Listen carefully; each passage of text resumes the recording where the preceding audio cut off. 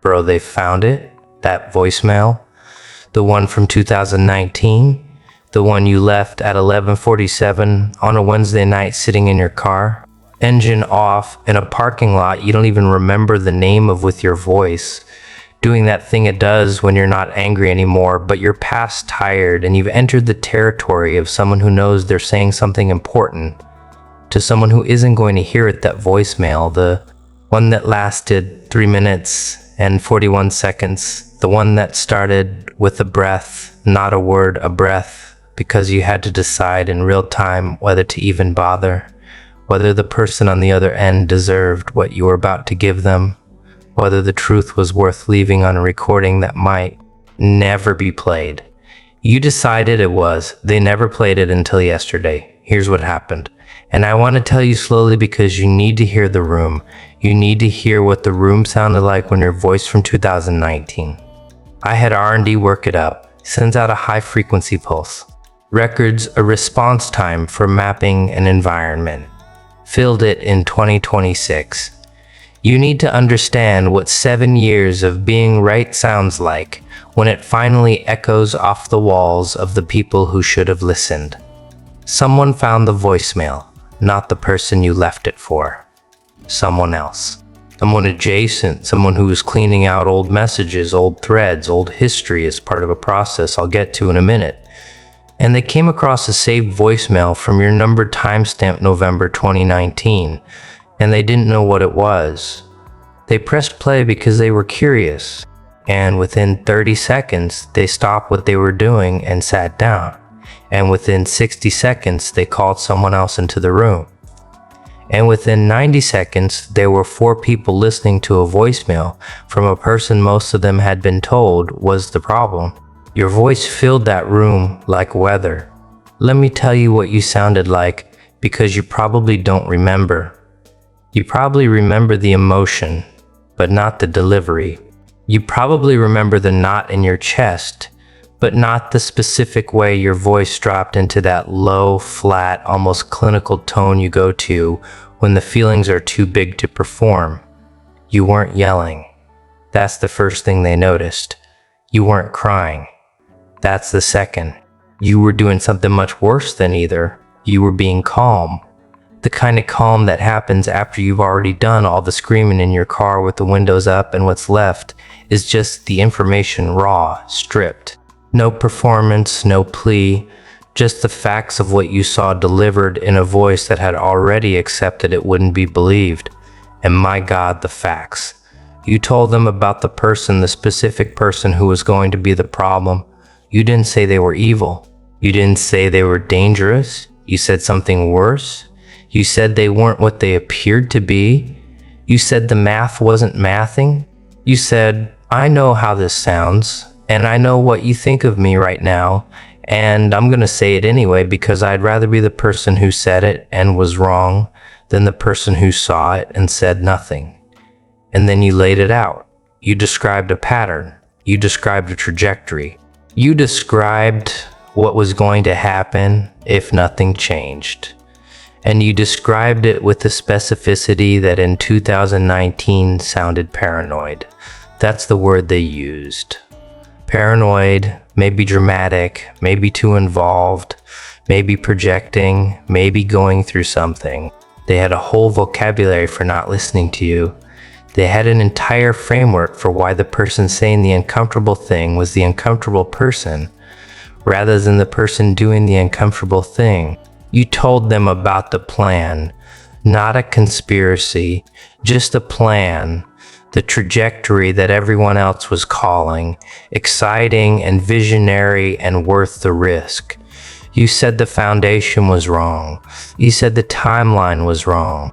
You said the numbers everyone was celebrating were built on assumptions that hadn't been tested, because testing them would mean admitting the possibility that the whole thing was moving too fast. You said slow down. You said check. You said I'm not saying stop. I'm saying look. And they heard a person who was afraid of change. They heard a person who couldn't keep up. They heard a person who was too cautious, too negative, too stuck in the old way. They heard everything except what you were actually saying. You told them about yourself. This is the part of the voicemail that made one of the 4 people in the room yesterday put their hand over their mouth. Because in the last 40 seconds, your voice changed. It got quieter. It got closer to the phone. And you said something that wasn't about the situation anymore.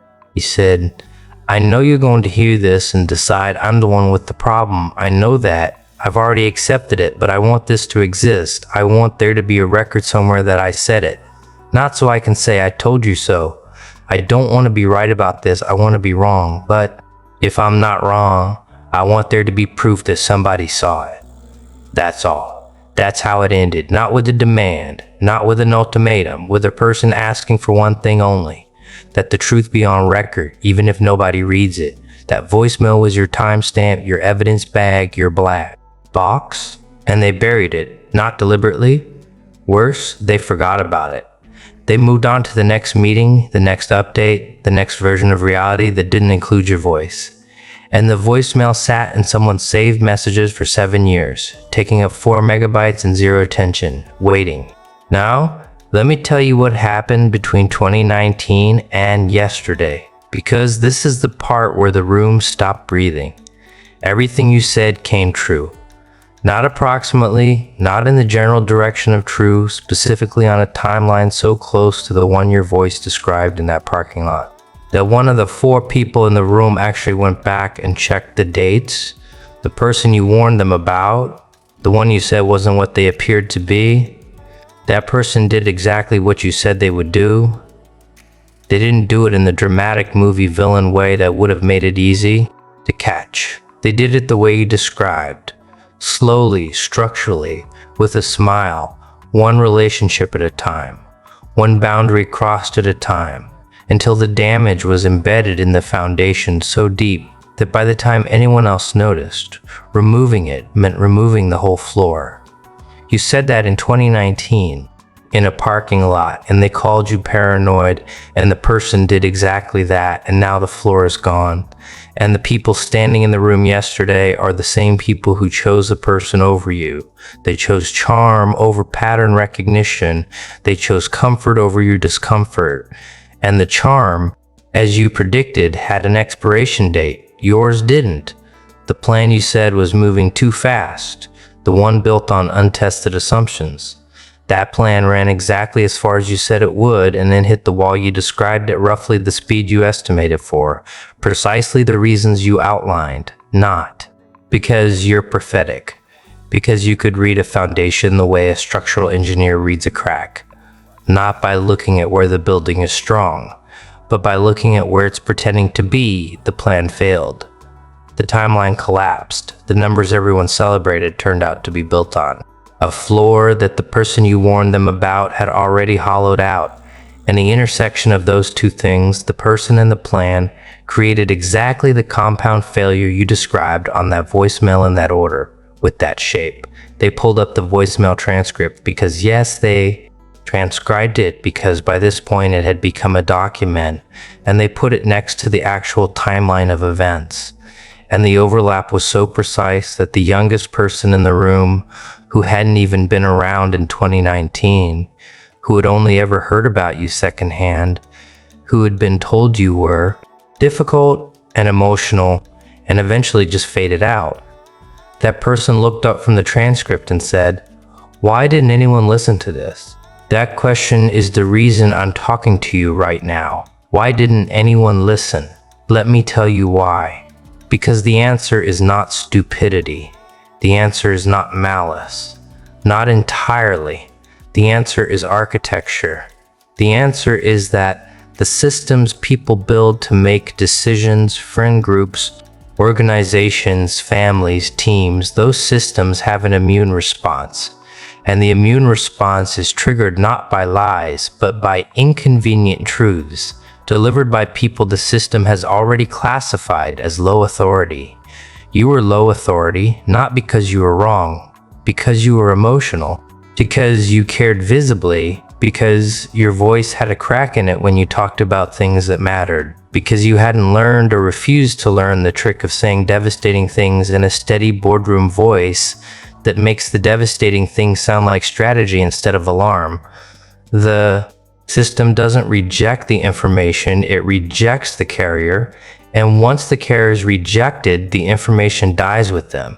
It doesn't matter how right the information is, it matters who said it. And you were the wrong who. You were the person whose delivery could be critiqued instead of whose content could be engaged with. You gave them a formatting error, and they used the formatting error to delete the file. And now the file has been recovered. And the formatting doesn't matter anymore because 7 years of consequences have done the work your voice couldn't do in 3 minutes and 41 seconds. 7 years of the plan failing exactly the way you said it would. 7 years of the person being exactly who you said they were. 7 years of the foundation cracking in exactly the places you pointed to while everyone was celebrating the view from the top floor. The building you said was leaning is now on the ground, and 4 people are standing in the rubble playing a voicemail from the person who said it was leaning and hearing for the first time what you actually sounded like when you were trying to save them. You sounded tired.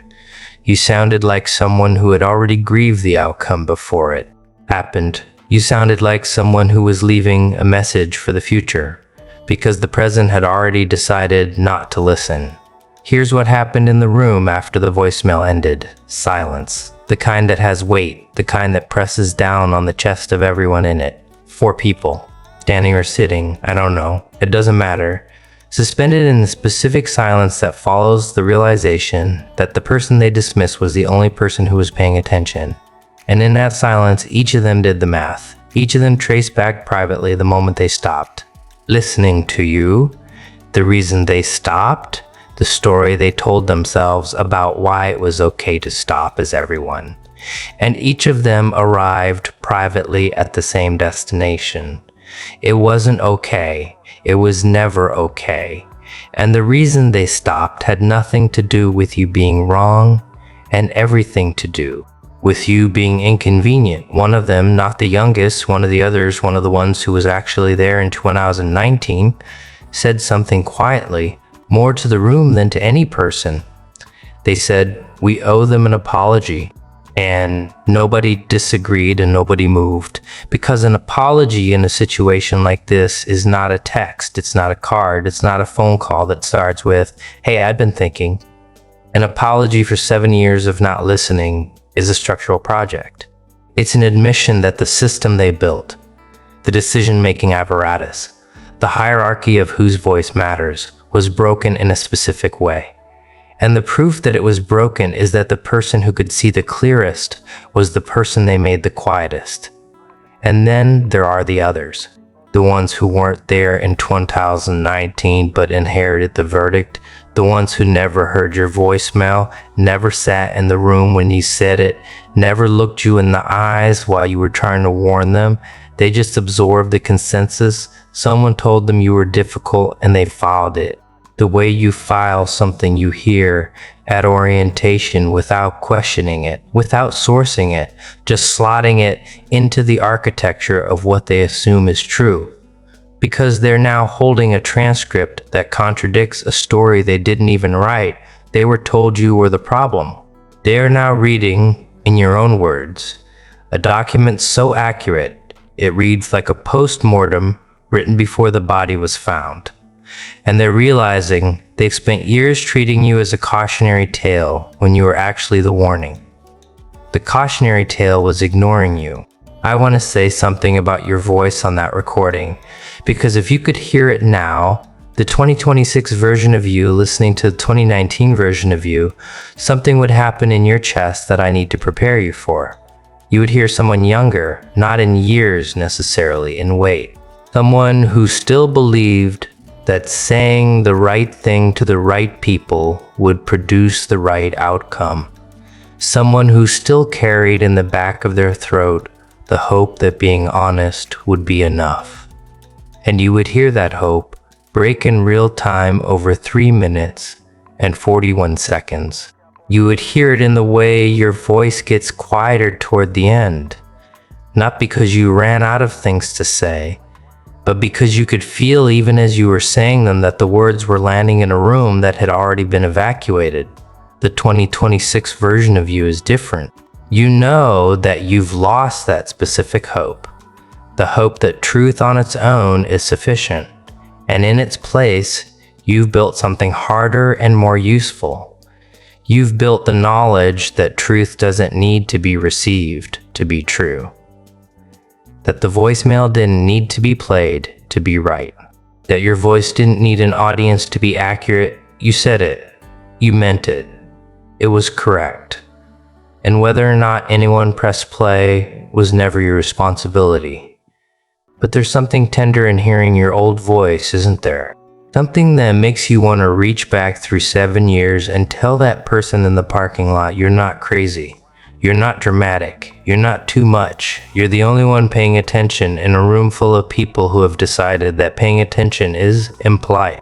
And the voicemail you're about to leave is going to sit in the dark for 7 years and then walk into a room and stop 4 people mid-breath. You're not wasting your time. You're building the only kind of evidence that can't be edited, can't be spun, can't be rewritten by the people who benefit from the rewrite. A voice, your voice on the record. They haven't called you. I want you to know that as of right now, they haven't reached out.